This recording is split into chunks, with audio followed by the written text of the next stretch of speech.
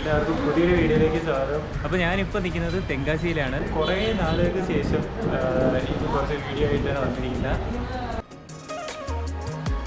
ഈ ഒരു സംഭവം കണ്ടിട്ട് നിങ്ങൾക്ക് എന്താണ് തോന്നുന്നത്? ഇത് കണ്ടാണ് നമ്മൾ ഇങ്ങോട്ട് വരാൻ കാരണം.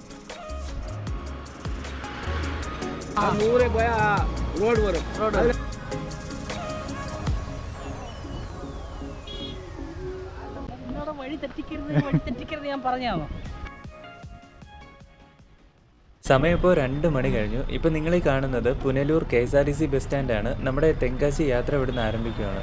തെങ്കാശി വരെ 83 രൂപയാണ് ടിക്കറ്റ് ചാർജ്. ഏകദേശം 1.5 മണിക്കൂർ എടുക്കും ഇവിടുന്ന് അവിടെ എത്താനായിട്ട്. നമ്മളിപ്പോൾ കേരള തമിഴ്നാട് ബോർഡറൊക്കെ കഴിഞ്ഞ് ചെങ്കോട്ട എത്താറായിരിക്കുകയാണ്. സത്യത്തിൽ ഞാൻ ഈ ബസ് യാത്രയല്ല പ്ലാൻ ചെയ്തിരുന്നത്. പുനലൂരിൽ നിന്ന് ട്രെയിനിൽ ഇങ്ങോട്ടേക്ക് വരാനായിരുന്നു. പക്ഷെ ഞാനൊരു 2 മിനിറ്റ് ലേറ്റായിപ്പോയി. അത് കാരണമാണ് എനിക്ക് ആ ട്രെയിൻ മിസ്സായത്.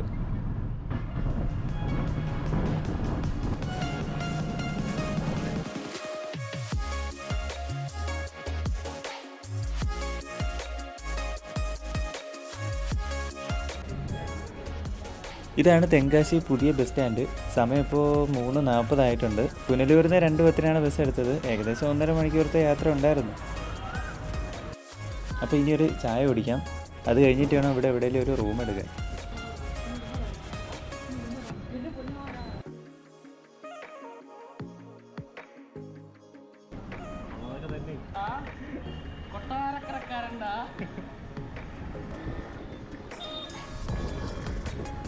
അപ്പോൾ അങ്ങനെ നമുക്ക് റൂം കിട്ടി. 800 രൂപയാണ് റൂമിനായത്. അത്യാവശ്യം തരക്കേടില്ലാത്ത റൂം തന്നെയാണ്. ഡബിൾ ബെഡാണ് നമ്മൾ എടുത്തത്.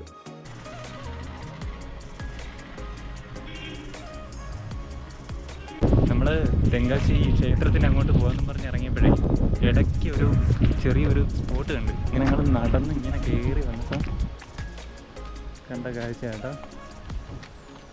നമ്മളിങ്ങനെ നടന്ന് പോവാം, എവിടെയെങ്കിലുമൊക്കെ എത്തുമായിരിക്കും.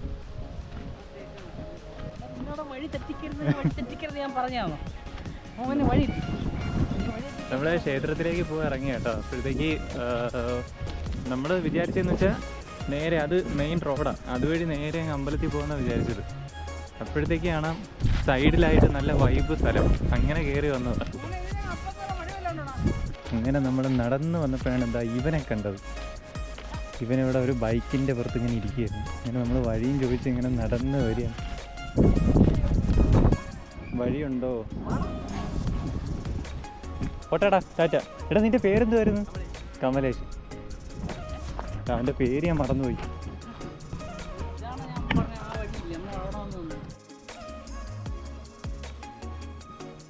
ക്ഷേത്രത്തിനകത്ത് കയറാൻ പറ്റത്തില്ല. ഞാൻ മീനൊക്കെ കഴിച്ചു, അപ്പോൾ അതുകൊണ്ട് പറ്റത്തില്ല. അപ്പോൾ ഇതുവഴി നേരെ നമ്മൾ അവിടെ പോയ ക്ഷേത്രവും ആ പരിസര പ്രദേശമൊക്കെ ചുറ്റിക്കറങ്ങി കണ്ടിട്ട് വരാം. പാറ പൊട്ടി ചെയ്യണം. ഇത് കണ്ടുകൊണ്ടാണ് നമ്മൾ അവിടെ നിന്ന് വന്നത്. ഗൈസ്, നമ്മളങ്ങനെ ഒരു ടാറിട്ട റോഡിൽ കയറിയിരിക്കുകയാണ്. എന്തായാലും ഇത് ക്ഷേത്രത്തിൻ്റെ മുമ്പിൽ തന്നെ എത്തും എന്നാണ് വിശ്വാസം. ആ വിശ്വാസത്തിൽ ചോദിച്ച് പൊയ്ക്കൊണ്ടിരിക്കുക. അല്ല, ചോദിക്കാൻ അത്രേ ഉള്ളൂ.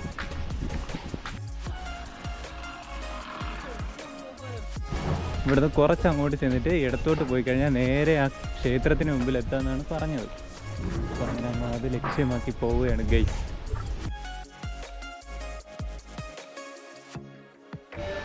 അങ്ങനെ കുറച്ച് നേരത്തെ യാത്രക്കൊടുവിൽ നമ്മളിതാ മെയിൻ റോഡിൽ എത്തിയിരിക്കുകയാണ്.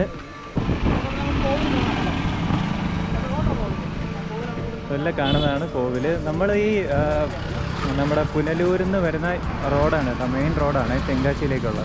നമ്മൾ അവിടെ വന്ന് എത്തി.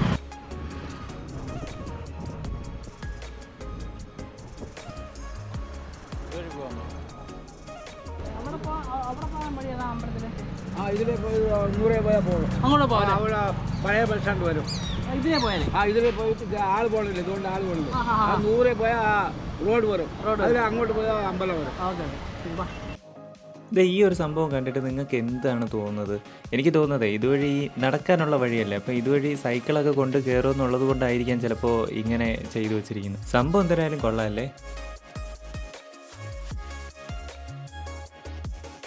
ഇതുപോലെ അവിടെ ഒരു ചേട്ടൻ പിടയ്ക്കണ മീനെ ചൂണ്ടയിട്ട് പിടിക്കുന്നത് കണ്ടോ.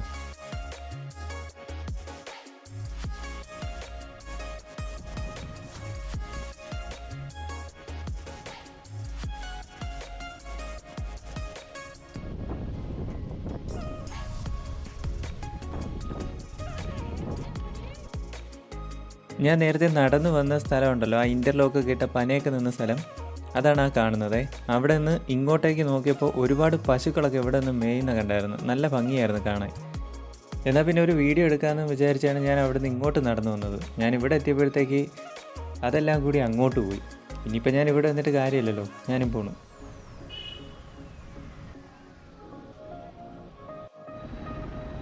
ദേ ആ കാണുന്നതാണ് കാശി വിശ്വനാഥ ക്ഷേത്രത്തിലെ ഗോപുരം. നമ്മളിനി അങ്ങോട്ടേക്കാണ് പോകുന്നത്. ഇപ്പോൾ അത്യാവശ്യം നല്ല തിരക്കുണ്ട്.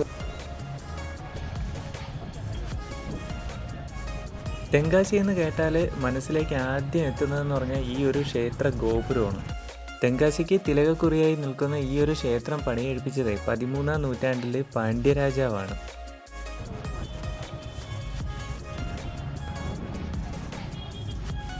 ഇവിടെ വന്ന് ഈ ക്ഷേത്രത്തിലൊക്കെ കയറി തൊഴുതൊന്ന് കറങ്ങിയിട്ട് പോകാൻ സത്യത്തിൽ 250 രൂപ മതി. ഞാൻ ഈ റൂം എടുത്തതുകൊണ്ടാണ് ബഡ്ജറ്റ് കൂടിയത്.